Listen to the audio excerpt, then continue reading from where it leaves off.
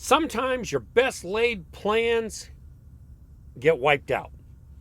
Something happens you couldn't have predicted and you run out of time. Your clock runs out. What do? What are adverse conditions? What does FMCSA say about it? How do you use them? And why? Let's talk about it. Coming up.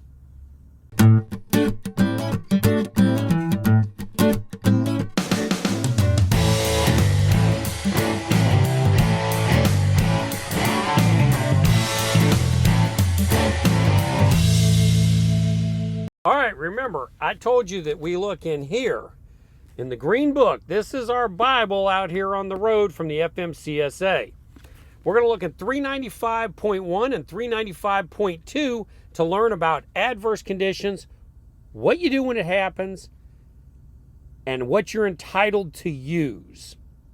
395.1 says an adverse driving condition.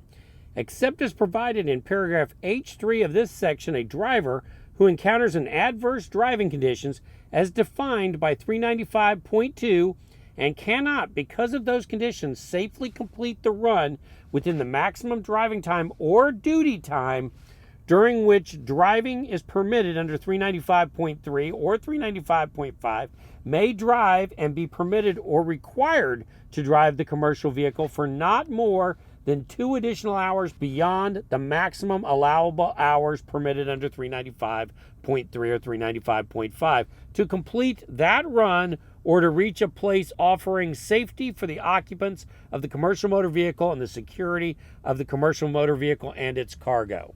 Now, since 395.1 referenced the definition for adverse driving condition would be in 395.2, let's read it.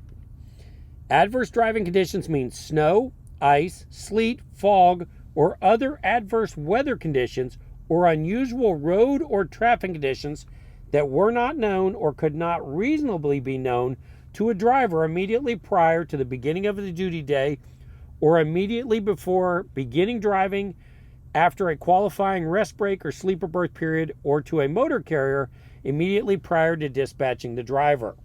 This means that I can't really say traffic on I-285 around Atlanta at 5 p.m.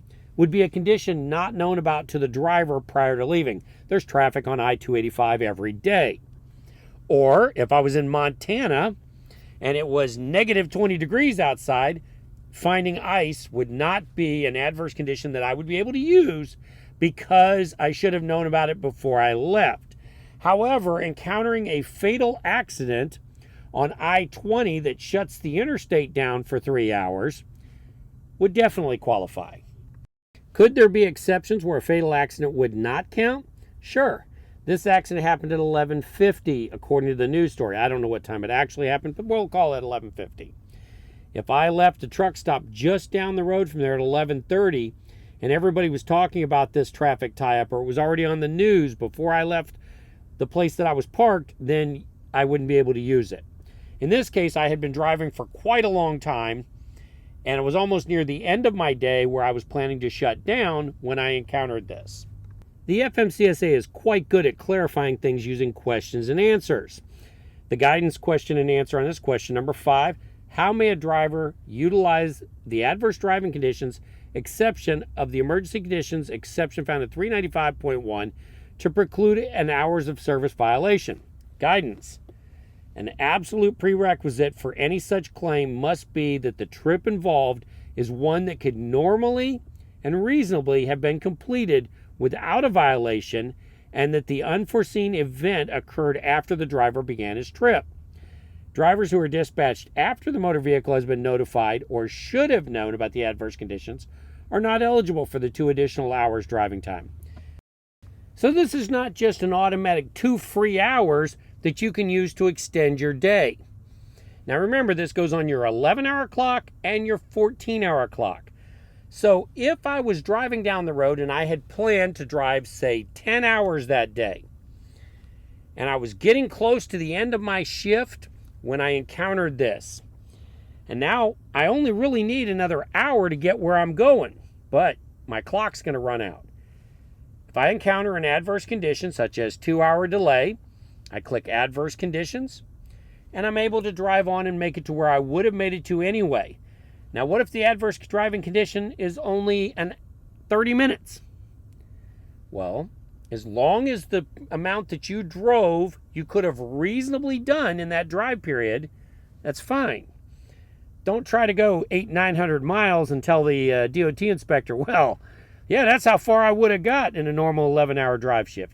He's probably not going to buy it, and you're probably going to get a ticket. Now, we use TransFlow, and in TransFlow, you just simply scroll to the bottom, you click View Exemptions. Then when I click Apply Today, it will ask me to enter a note. Now remember, you got somebody back at company that's going to be verifying your logs, and they may want enough detailed information that they say, yeah, it was legit or it wasn't. In this case, I put adverse driving conditions, accident I-20, mile marker 127. That will be very easy for someone to verify, and anyone looking at my logs would be able to see the time that I was there. One other thing to note is if you notice it has on duty rather than drive next to it. It should be drive, but the software in these trucks, in RELD, will automatically switch you to on duty after 5 minutes if you don't touch anything. That's easy for our logs department to correct and change to drive time. Most of this time that I was sitting here, my engine wasn't running, my air brakes were set. And the reason for that is because my truck will shut itself off after 5 minutes of not touching anything. Which, if you have a truck where you got to punch a code in to restart the truck, that adds to the fun. One thing about Texas is that four-wheelers do not usually wait in these kind of backups. They make their own exit and just drive through the grass, get the heck off the highway. Never seen that in any other state. Pretty interesting. Also, off to the right, you see a lot of traffic just zipping by on that access road.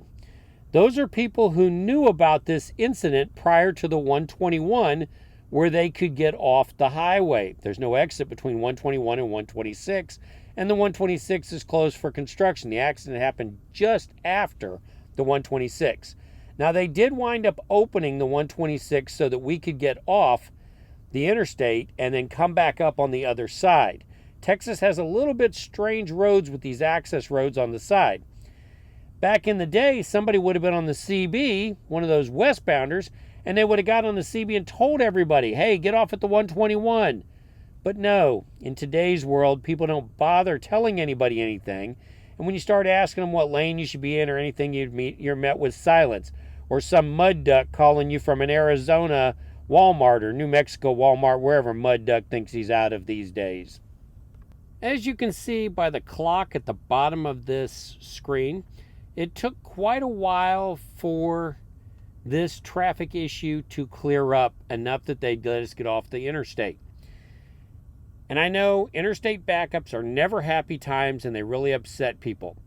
But you got to keep in mind, they didn't do it on purpose and they're having a worse day than we are. And in this case, there was a fatality in the pickup truck. You got to keep that in mind and not get upset because trust me, there's a lot of people who are cursing and pounding their steering wheels and yelling on the CB. It wasn't done on purpose. It was an accident. That's why they call it an accident.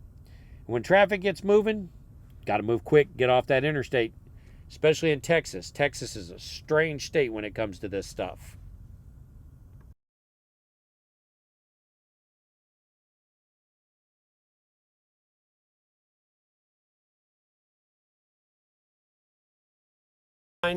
That while the FMCSA may specifically allow certain things, your logs department may not.